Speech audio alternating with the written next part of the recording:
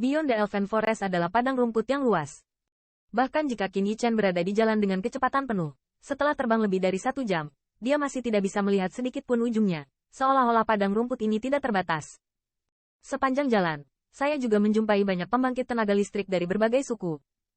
Bagi mereka, Qin Yichen tidak melakukan terlalu banyak kontak. 10.000 benua tampak sangat kacau. Setiap saat, kebanyakan orang berbicara satu sama lain. Untuk mendapatkan beberapa keuntungan, membunuh untuk merebut harta bukanlah hal yang aneh.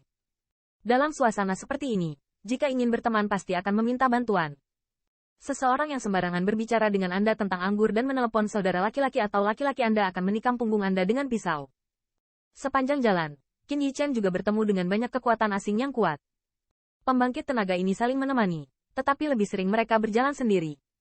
Selama periode ini, Qin Yichen juga menarik perhatian banyak pembangkit tenaga listrik. Namun, setelah dia membocorkan ki yang mengerikan dari tubuhnya sesaat, seringkali orang-orang itu tidak melakukan apa-apa setelah menimbang 2-1. Beberapa dari mereka ditutup matanya dan juga dibunuh oleh Qin Yichen dengan petir. Meskipun dia sekarang hanya kekuatan tingkat junior, di tangannya, dia memiliki kekuatan yang mendekati puncak tingkat atas. Bahkan Chen Feng yang terkenal dimakamkan di tangannya. Belum lagi, sekarang kekuatannya telah meningkat pesat. Bahkan jika kekuatan penuh tidak terungkap, pusat kekuatan senior biasa tidak akan menjadi lawannya. Dalam perjalanan ini, Mei Lir benar-benar terkejut dengan kekuatan yang diungkapkan oleh Qin Yichen. Pria yang terlihat tidak berbahaya bagi manusia dan hewan ini bahkan lebih menakutkan daripada pembangkit tenaga listrik yang ganas itu. Sebagian besar pembangkit tenaga listrik yang memprovokasi dia tentang terhormat, tetapi di bawah tangannya. Tapi tidak ada 1 lawan 1. Ras macam apa orang ini? Menonton Qin Yichen meninju kembali pembangkit tenaga listrik yang menghalangi jalan, Mei Lir dalam hati bergetar, tidak bisa tidak meragukan identitasnya. Semakin kuat ras, semakin kuat itu. Seperti klan Phoenix di Lautan Api 9 hari, dikatakan bahwa meskipun ada keberadaan yang terhormat, ia meledak dengan seluruh kekuatannya. Bahkan jika itu adalah pembangkit tenaga suci biasa, itu bukan saingannya. Dan kekuatan Qin Yichen, meskipun tidak begitu menakutkan, tetapi dalam tebakan Mei Lir, dia setidaknya adalah salah satu dari ras kelas 1, bahkan pembangkit tenaga listrik dari ras paling puncak.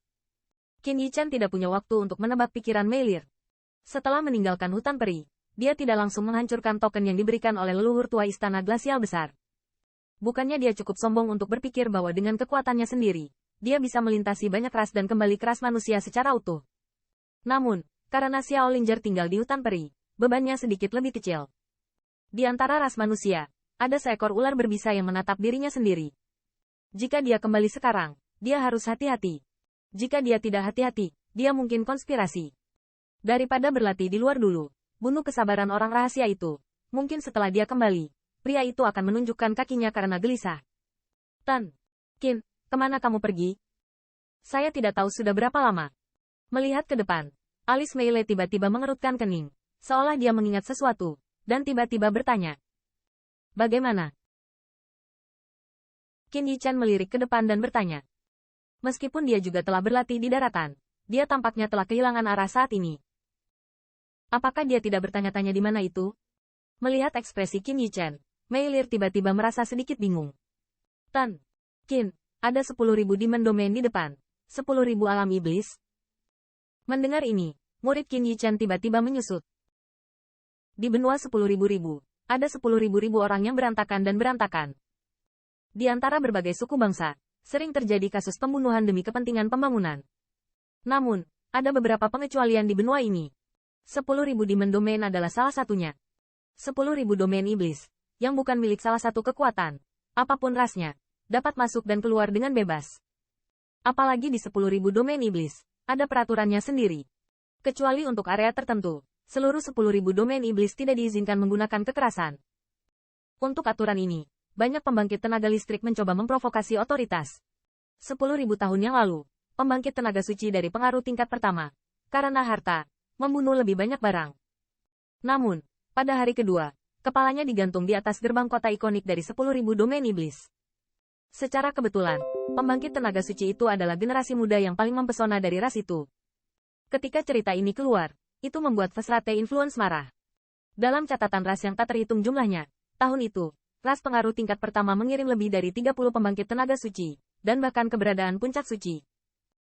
Namun, yang mengejutkan adalah bahwa lebih dari 30 pembangkit tenaga suci belum memicu gelombang apapun, dan mayat-mayat itu muncul dengan aneh di gerbang kota 10.000 domain iblis. Kejadian ini mengejutkan hampir semua ras. Tidak menyebabkan banyak gerakan, membunuh lebih dari 30 pembangkit tenaga suci. Metode ini, saya khawatir hanya pembangkit tenaga listrik jarak jauh dan terpencil yang dapat melakukannya. Pembangkit tenaga listrik teratas, itulah kekuatan pertempuran ras puncak.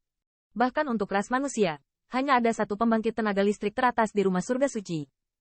Apalagi dia akan, esensinya sekuat ras roh, dan hanya ada 2 raja dan ratu elf. Ini menunjukkan betapa langka pembangkit tenaga listrik teratas. Dan 10.000 domain iblis, ada suaka seperti itu. Sejak saat itu, hampir tidak ada pihak lain yang berani melanggar ketentuan 10.000 domain iblis.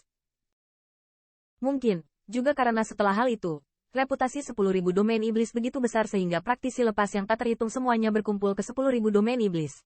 Sehingga jumlah pembangkit tenaga listrik di 10.000 domain iblis tumbuh dengan kecepatan yang mengerikan. Seiring waktu, warisan dari 10.000 alam iblis telah menjadi menakutkan. Untungnya, 10.000 orang di wilayah iblis terlalu berantakan. Mereka hanya karena lingkungan yang bersahabat, sama sekali bukan untuk memperluas ambisi agresi. Pergi saja ke 10.000 domain iblis. Ada senyuman di sudut mulut Qin Yichen. Sebagai pemimpin generasi muda dan setengah baya dari ras manusia, dia juga menantikan untuk melihat pria tampan sejati di 10.000 benua etnis. Mungkin, di 10.000 domain iblis, biarkan dia melihat lebih banyak lawan. Apakah dia pergi untuk itu juga? Melihat ekspresi Qin Yichen, Mei Lir tiba-tiba teringat sesuatu. Selama waktu ini, banyak orang muda berbakat berkumpul di 10.000 domain iblis. Semuanya untuk satu hal itu. Apakah Qin Yichen juga untuk hal itu?